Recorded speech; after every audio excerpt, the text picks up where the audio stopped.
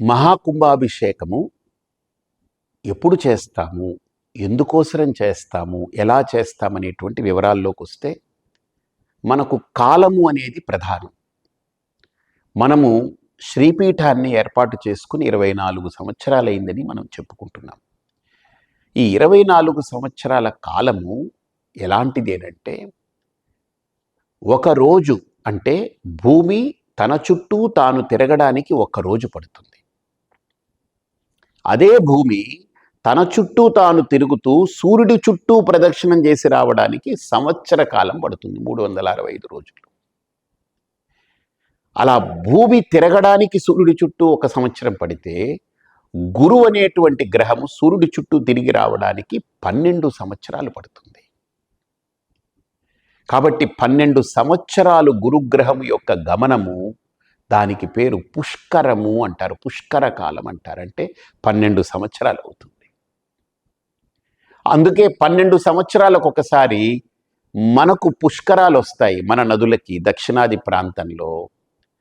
అదే ఉత్తరాది ప్రాంతంలో దాన్ని కుంభమేళ అంటారు.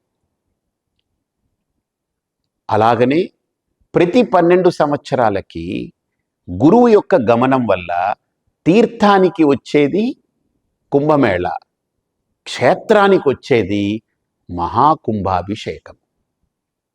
కాబట్టి అది కుంభమేళ అంటారు, దీన్ని కుంభాభిషేకము అంటారు. అంటే 12 సంవత్సరాలకు ఒకసారి గురువు మళ్ళీ అదే క్షేత్రానికి రావడం వల్ల గురువు యొక్క అనుగ్రహంతో మళ్ళీ అక్కడ యంత్రము కానీ, మంత్రము కానీ, తంత్రము కానీ, అనుష్ఠానము కానీ ఇవన్నీ కూడా బలవర్ధకమై ఆ క్షేత్రాన్ని ఇంకా ప్రకాశవంతంగా, ఇంకా శక్తివంతంగా మార్చడానికి చేసే ప్రక్రియనే మహాకుంభాభిషేకం.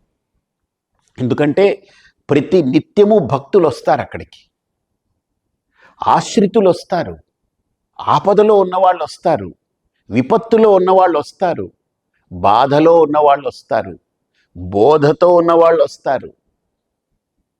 ఇది ఒకటని కాదు, చతుర్విధ భజంతే మాం జనా సుకృతినోర్జున ఆర్తో జిజ్ఞాసు అర్థార్థి జ్ఞానీచ భరతర్షభ. అన్ని రకాల మనుషులు అక్కడికి వస్తారు. బాధలో ఉన్నవాళ్ళు వస్తారు, బోధలో ఉన్నవాళ్ళు వస్తారు. అలాగనే మానసికమైనటువంటి వ్యధతో బాధపడుతున్నటువంటి వాళ్ళు వస్తారు, ఆర్థికమైన ఇబ్బందులతో ఉన్నవాళ్ళు వస్తారు, శత్రుభీతితో ఉన్నవాళ్ళు వస్తారు, రోగగ్రస్తులైన వాళ్ళు వస్తారు, సామాన్యులు వస్తారు, సాత్వికులు వస్తారు, రాజసికులు వస్తారు, తామసికులు వస్తారు. ఇలా ఇది అదని లేదు, ఎవరికి భక్తి ఉంటే వాళ్ళందరూ వస్తారు. దేనికోసం? వాళ్ళ కష్టాలని, వాళ్లకున్నటువంటి స్థితిగతులని దైవం దగ్గర విన్నవించుకుని దాన్ని బాగు చేసుకునే దానికి వస్తారు.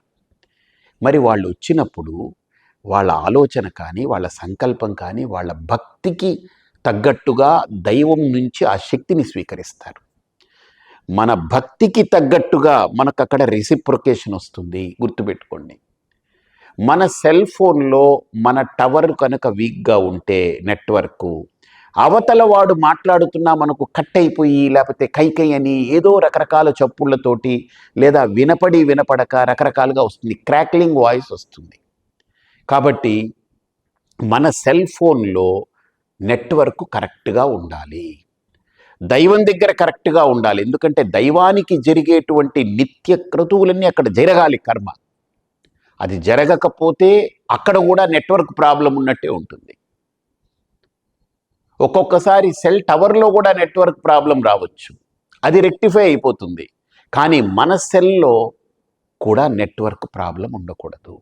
అలాగనే ఆ రెసిప్రొకేషన్ జరగాలి అని అంటే భక్తులు ఎక్కడైతే క్షేత్రానికి వెళుతున్నారో, గుర్తుపెట్టుకోండి, క్షేత్రము అని అందుకని అంటున్నా, పీఠము క్షేత్రం అని ఎందుకు అంటున్నానంటే, దేవాలయాల్లో ప్రధానంగా దైవము అనే అంశము తప్ప ధనము అనేది అక్కడ ఎక్కడ చర్చనీయాంశం కాకూడదు. అందులో దర్శనానికి ఒక టికెట్ పెట్టి, ప్రసాదాలకు ఒక టికెట్ పెట్టి, అవి టికెట్ పెట్టి, ఇవి టికెట్లు పెట్టి, రకరకాల టికెట్లు పెట్టి, టికెట్లు ఇక్కట్లు తప్ప వేరే ఏమి ఉండదు ఇంకక్కడ.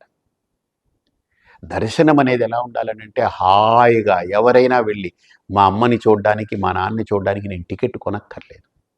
అదే సినిమా ఎవడో నటించాడు, ఏదో వేషాలు వేసుకుని వాళ్ళు ఎగిరారు, గెంతారు, చూశారంటే దానికి టికెట్ పెడతారు. మా అమ్మా నాన్నని నేను చూడడానికి నాకు టికెట్తో పని లేదు. హాయిగా వెళ్ళిపోవచ్చు, ఎప్పుడంటే అప్పుడు వెళ్ళిపోవచ్చు, ఎప్పుడంటే నేను పిలవచ్చు, ఎప్పుడంటే వాళ్ళని నాకు ఉపయోగించుకోవచ్చు. అలాగా నాకున్న ఇంటిమెసి తల్లి తండ్రితో ఎలాంటిదో జగతః పితరౌ వందే పార్వతీ పరమేశ్వరవు. నాకు మా అమ్మా నాన్న, నన్ను కన్న మా అమ్మా నాన్నతోటే ఇంత ఇంటిమెసి ఉందనంటే అసలు నాకు ఆధారభూతమైనటువంటి ఆ పార్వతీ పరమేశ్వరులు, ఆ పరమాత్మతో నాకు ఎంత ఇంటిమెసి ఉండాలి, ఇంకా ఎంత అనుబంధం ఉండాలి. కాబట్టి శ్రీపీఠంలో ఎక్కడ కూడా దర్శనానికంటూ ఒక టికెట్ పెట్టలేదు, ఉండదు. నేను బ్రతికున్నంత వరకే కాదు, ఆ తదుపరి కూడా ఉండకూడదనే శాసనంతో దీన్ని రూపొందించడం జరిగింది. ప్రసాదం అమ్మకం కాదు, నమ్మకం. కాకపోతే ఒక క్రతువు చేసినా, ఒక కార్యక్రమం చేసినా, ఇవన్నీ నిర్వహణ చేయాలన్నా నేను సన్యాసిని కాబట్టి దానికి ప్రత్యేకమైనటువంటి పూజలు కానీ కార్యక్రమాలు కానీ ఏర్పాటు చేస్తే దానికి ద్రవ్యం ఖర్చు అవుతుంది కాబట్టి దానికోసరంగా ఏదన్నా పెడతారేమో తప్ప దాని నిర్వహణ కోసరం, అది కూడా దాచిపెట్టుకునే దానికి కాదు, దానికే ఖర్చు పెట్టేయాలి. నా విధానం ఏంటంటే దేనికోసరం ఏది వస్తే అది దానికోసరం ఖర్చు అయిపోవాలంతే.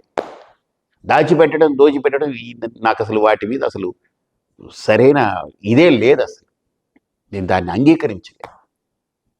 కాబట్టి కార్యక్రమ నిర్వహణ, కార్యక్రమాన్ని సజావుగా సఫలం చేసి మళ్ళీ తిరిగి వాళ్ళందరికీ అది అందేలాగా ఇక్కడ ఒక ప్రసాదం పెట్టిన, అమ్మవారికి అలంకరణ చేసిన, భక్తులందరూ వచ్చి దర్శనం చేసుకునేదానికి యోగ్యమైన వాతావరణం కల్పించిన, ఒక దివ్యమైన క్షేత్రంగా అక్కడ అనుష్ఠానము చేయాలన్నా వీటన్నిటికి అయ్యేటువంటిదే భక్తులు ఇస్తున్నారు, అది జరిగిపోతూ ఉంటుంది. ఏ ఒక్కటి కూడా ఇక్కడ ఒక ట్రస్ట్ కానీ ఒక స్వామిగా నేను కానీ దాన్ని ఎప్పుడూ ముట్టుకునేది ఉంటుంది. దానికే ఖర్చు పెట్టి దానికే వినియోగిస్తాం. ఎక్కడ ఏది ఇంత చేసాము, సగం దాస్తాము, సగం పెడతాము అనేది ఆ కక్కుర్తి పని చేయనివ్వను నేను. వాళ్ళు నమ్మి ఇచ్చిన పని దీనికి, గోవులకి ఇచ్చారు, గోవులకు ఖర్చు పెట్టాలి. వేద పోషణకి ఇచ్చారు, వేద పోషణకి ఖర్చు పెట్టాలి. శ్రీమాతకి ఇచ్చారు, శ్రీమాతకు ఖర్చు పెట్టాలి, అంతే. ఇక మన మాటలు పనిచేయకూడదు, మన బుద్ధి మన మనస్సు అందులో దూరకూడదు, దాన్ని కకృతి చేయకూడదు. ఈ విధానంతో శ్రీపీఠంలో ఒక క్షేత్రాన్ని ఒక ధర్మబద్ధంగా అలా నిర్వహణ జరపాలి అనేటువంటి ఒక సంకల్పంతో నిర్వహిస్తున్నాం. ఇక్కడ ప్రతి నిత్యము జరిగేటువంటిది కాలం చెప్పాను కదా మీకు, 24 సంవత్సరాలు అకుంఠిత దీక్షతో 12 సంవత్సరాలకు ఒకసారి ఆ క్షేత్రాన్ని మహాశక్తి వలయంగా మార్చడానికి చేసే కార్యక్రమమే మహాకుంభాభిషేకం. ఆ మహాకుంభాభిషేకంలో మనము చేసుకునేటువంటి మంత్రము, కర్మ, అనుష్ఠానం ఇవన్నీ కూడా ఇమిడి ఉంటాయి. హోమాలు, యజ్ఞాలు, జపాలు, పారాయణలు ఇవన్నీ ఉంటాయి. కాబట్టి ఒక క్షేత్రంగా మారాలి అని అంటే, స్థలము ఒక క్షేత్రంగా మారాలంటే, ఒక వ్యక్తి ఒక శక్తిగా మారాలి అని అంటే, ఇది బాగా గుర్తుపెట్టుకోండి, ఒక సామాన్యమైన స్థలము ఒక క్షేత్రంగా మారాలి అని అంటే, నేను మీకు చెప్పాను, అక్కడ వేదఘోష జరగాలి, దైవ అనుష్ఠానం జరగాలి, గోసేవ జరగాలి. వేదఘోష, గోసేవ, దైవానుష్ఠానం ఈ 3 జరిగే ప్రదేశమే ఒక స్థలము క్షేత్రంగా మారబడుతుంది. ఇది 12 సంవత్సరాల పాటు జరగాలి. అలా జరిగితే దానికి క్షేత్రం అనేటువంటి సిద్ధి కలుగుతుంది, శక్తి అక్కడ వ్యాపిస్తుంది. అక్కడ తెలియని ఒక ప్రశాంతత, ఒక ఆహ్లాదము, ఆ వాతావరణంలోనే ఒక రకమైనటువంటి ఒక తేలికతనం ఇవన్నీ వచ్చేస్తుంది స్వతసిద్ధంగా. అంతేకాదు అక్కడ కాసేపు మనం కూర్చుంటే మన మనస్సు ఊరట పడుతుంది, ప్రశాంతపడుతుంది. కాబట్టి ఒక స్థలము క్షేత్రం అవ్వాలంటే 12 సంవత్సరముల సాధన ఎలా ముఖ్యమో, అలాగనే ఒక వ్యక్తి శక్తితో ఎదగాలి అని అంటే ఈ 12 సంవత్సరములు సాధన చేయాల్సిందే. అయితే ఈ 12 సంవత్సరముల సాధనతో శ్రీపీఠం అనేది ఒక క్షేత్రంగా మారింది. అది 12 సంవత్సరములే కాదు, 12 సంవత్సరాలైంది. అయితే ఏం చేస్తారండి క్షేత్రంగా మారడానికి, వ్యక్తి శక్తిగా మారడానికి ఏం చెయ్యాలి? ఈ అంశాలు చాలా కీలకమైంది. దీని గురించి మనం తెలుసుకుందాం.